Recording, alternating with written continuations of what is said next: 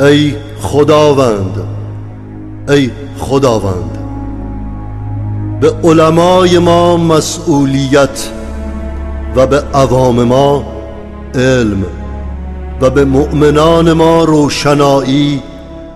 و به روشنفکران ما ایمان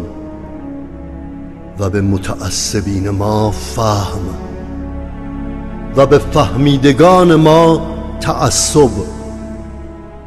و به پیران ما درک و به جوانان ما آگاهی و به اساتید ما هدف و به دانشجویان ما عقیده و به خفتگان ما بیداری و به بیداران ما اراده و به مبلغان ما حقیقت و به دینداران ما درستی و به نویسندگان ما تعهد و به هنرمندان ما درد و به شاعران ما شعور و به محققان ما هدف و به نشستگان ما قیام و به راکدان ما تکان و به مردگان ما حیات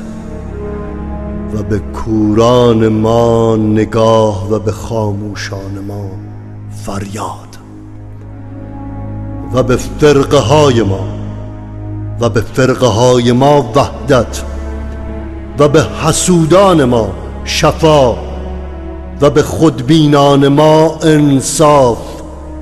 و به فحاشان ما ادب